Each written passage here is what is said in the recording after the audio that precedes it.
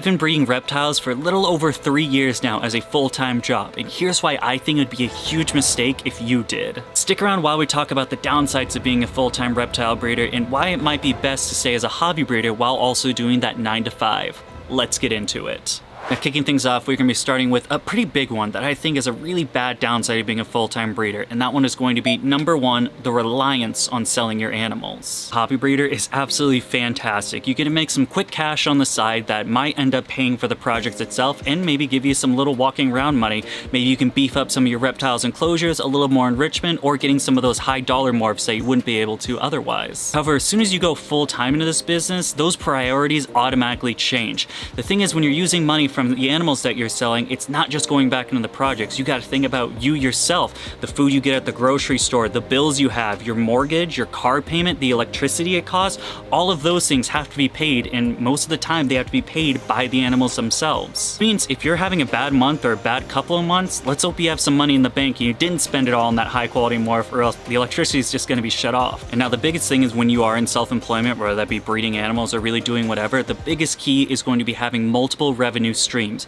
You never want to put all your eggs in one basket, this basket being just simply reptile breeding, or else you're going to end up scenarios like 2023 where all of a sudden the market crashes. Those animals are not what they were worth about 2 years ago, and suddenly you're struggling to make ends meet. At this point in time in our business, being around, I believe, 5 years old, around half a decade, we have around 6 different revenue streams that come with me monthly, so I get pretty much a monthly paycheck. Now that differs, and around sponsorships are one thing. If I don't sell a lot of enclosures, I make less money, that and so on, but I have some resemblance of a steady monthly paycheck, to the point where, while yes, I do rely sort of on the animals, it would be kind of sucky if I wasn't selling anything. I would be hard to make ends meet, but I can still pay my bills completely using social media and sponsorships, and the reptiles still are just a little bit extra walking around money. Which, if I don't sell any reptiles, it's going to be a couple of weeks of some ramen noodles and frozen waffles, but we can make that work just as long as the animals are happy and all my bills are settled. In the day, if you do want to become a full-time reptile breeder, I highly recommend utilizing social media. It has been the biggest benefit to me, not only in advertising selling my animals, but also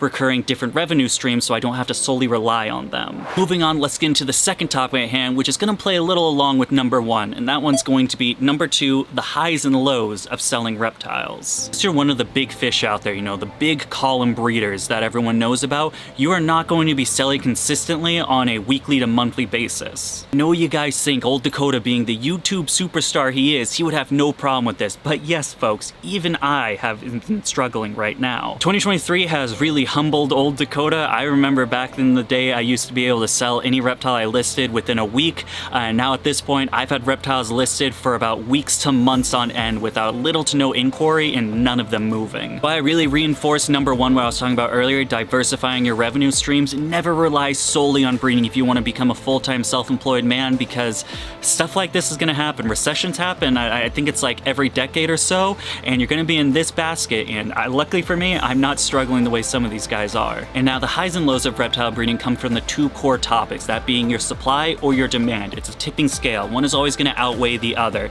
In most cases, personally for me, it's always been my supply. I never produce enough animals for the demand they have. Solely in tokay geckos, I wish I could just produce 1,000 tokay geckos, so I'm sure I could sell 1,000 tokays, but for now, I always sell out super fast on those. The new cows also do very well. I usually do pretty well with selling, and I have more of a supply issue than a demand. Now, luckily, all these guys right here, this whole little thing I got going on, these guys will be ready to breed hopefully next year, and at this point, that tipping scale will then go down. I'll have more supply than I will have people for demand. The truth of the matter is, unless you're one of these big fish that we talked about a little bit earlier, one of 2 things are going to happen. Number 1, you're not going to be producing enough where you're going to make a good amount of money at a certain time, let's say the peak of breeding season, but you're going to run out of animals, and then you're kind of SOL for the rest of the year, and you have to budget using that expense. Or number 2, you just don't have enough reach and you don't have the attention of the community, and while yes, you do have a lot of animals for sale, you don't have a lot of people knowing who you are or are willing to purchase those animals. Like I said, it's kind of like a scale, right? Now the big guys have both of those. They're producing a pretty good stock of supply, which is also quality,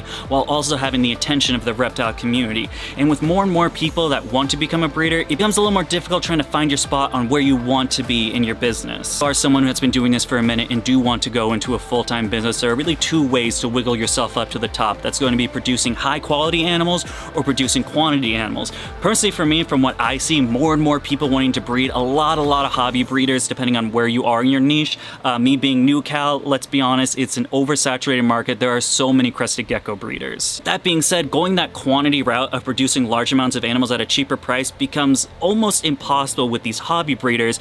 Pretty much your overhead at that much stock is going to crash because you're not able to compete with these guys that are only producing 1 or 2 pairings and then they're selling their animals for like 40 bucks. However, on the flip side of it, if you are wanting to go full time in this, having excess expense to get those quality morphs, especially as the market grows and some of these hobbies, becomes more and more difficult. I had a much easier time getting new morphs for my tokay geckos and lilies when I was a part-time breeder versus a full-time, because I just don't have that excess money to spend with these bills getting more and the overhead becoming more as I gather more animals and holdbacks. With that in mind, you might want to hold back a year or two before going full-time, because trust me, when you do go into this venture, it becomes a lot more difficult getting the best animals out there because you simply don't have the cash to do it while you got the bills on top. And real quick guys, before we continue on with the video, I just want to give a huge shout out to today's video sponsor, Zen Habitats. Zen Habitats is a company that makes custom-made enclosures for your reptiles. These enclosures come in a variety of different sizes, starting as small as something like a 2x2x2 all the way up to a 4x2x4. But in my opinion, the best part about Zen Habitats is going to be the customability you have. See, with Zen Habitats, they have what they call extension kits, which means this 4x2x4 and this 4x2x4 can be combined and then making a 4x4x4. The possibilities of different sizes are absolutely endless.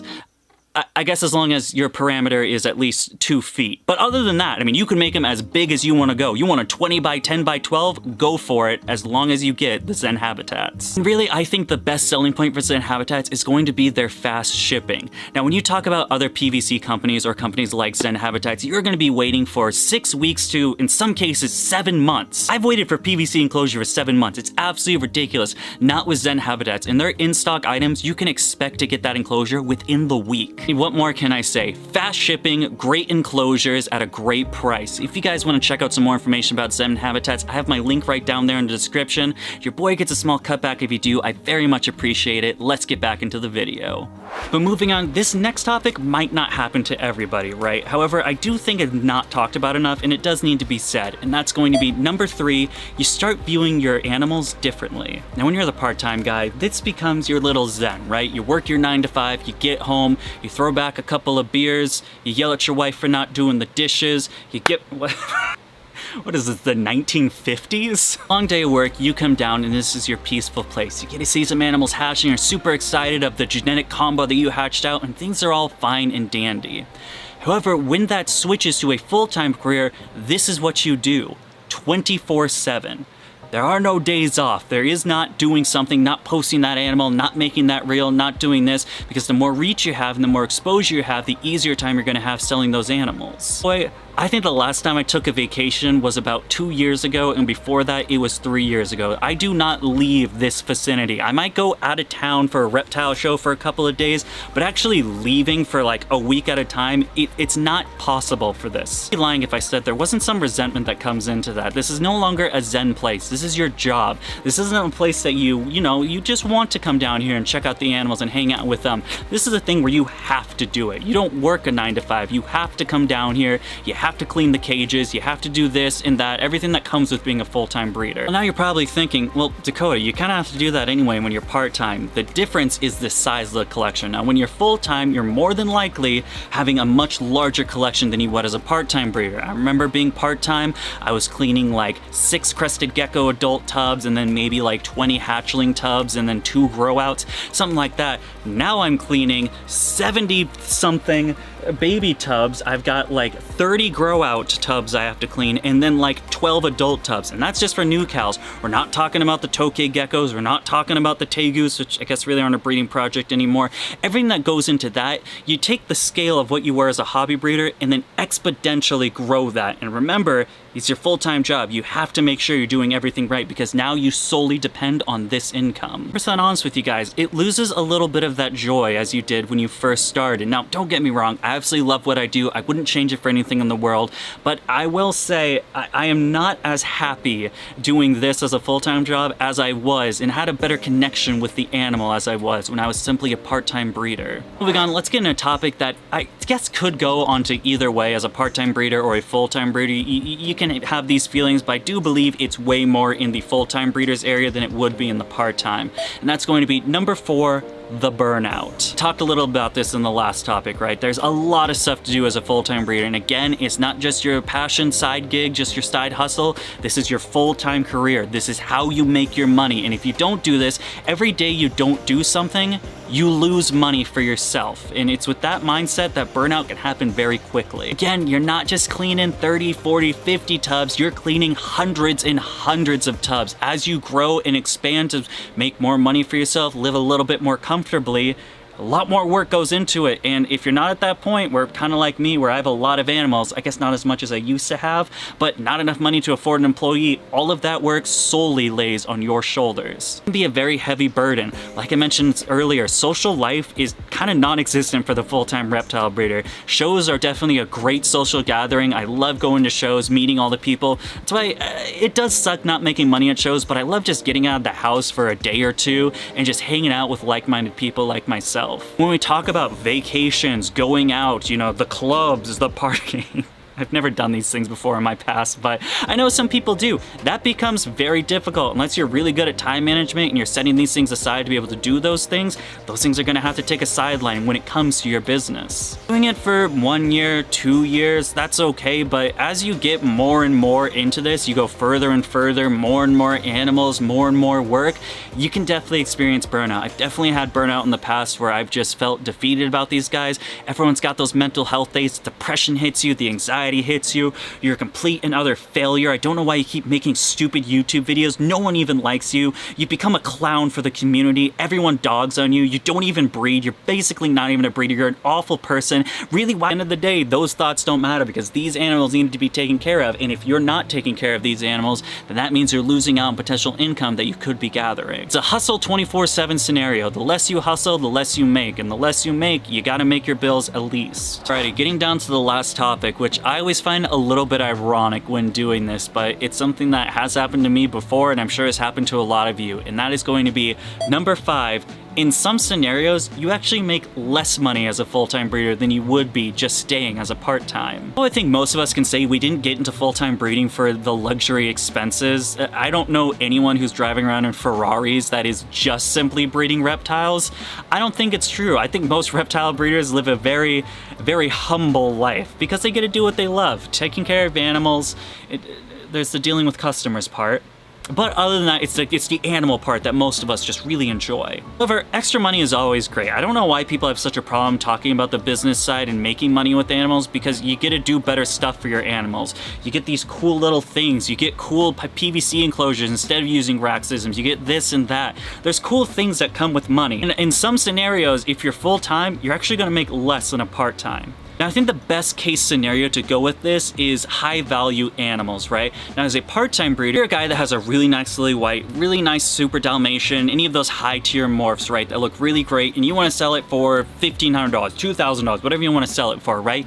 And it's not moving. A part-time breeder, you can hold on to that animal. You think that animal is valued at what it's worth, and you know someone is willing to pay that. So you're gonna hold on to that animal until that moment comes. However, as a full-time breeder, you can't do this nearly as much because as you're relying on the animals you sell to continue your business, these animals gotta go. If you have animals up for a month, 2 months or so, and those animals aren't selling, eventually the price has to be cut in order to make ends meet. Really big bummer. I've done this a lot. I try not to do it as much, which is why I focus a little bit more on the social media side, because that's like free money to me, because I don't have to sacrifice anything with the animals to hold back those qualities, because I want to hold back stuff to breed. I guess that's another example. You don't get to hold back nearly as much stuff. Again, I do the social media so I can do like, you know, these 25 holdback crests. Anything that looks like relatively nice, I think is a fantastic holdback. I keep it to breed just because I have an obsession with like really cool geckos that I make.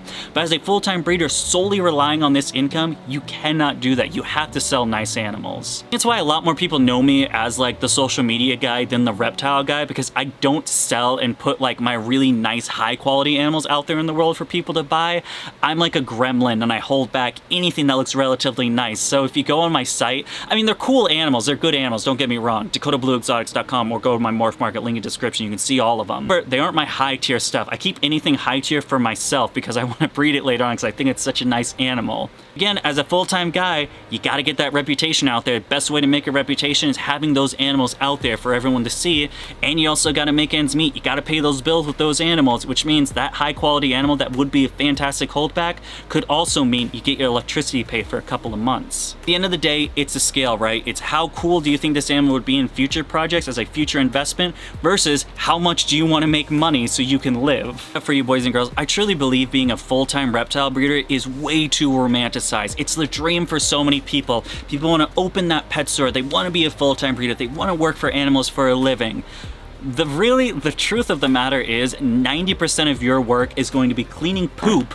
You're going to be touching and feeling and smelling a lot of reptile poop, and you're going to be dealing with a lot of customers.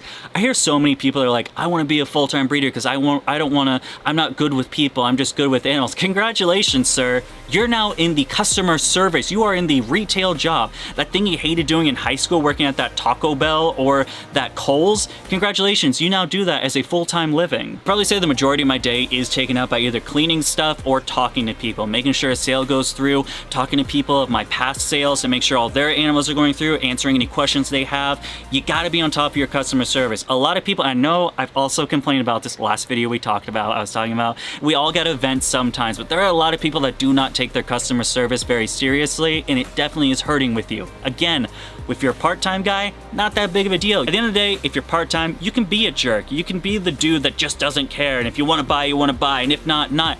If you're a full-time guy, every sale counts. Every inquiry on an animal counts, because that could be the meaning of if your electricity bill is paid or if it's not. Now, if you guys didn't get enough of this nice little rant, we got some videos right here that I think would be excellent for you guys to check out. As always, if you made it this far, a like and subscribe is truly appreciated. It helps us with the channel and growth and all that good stuff. As always, thank you so much for taking the time to follow us over here at Dakota Blue Exotics. I will see you guys next time, but until then, goodbye.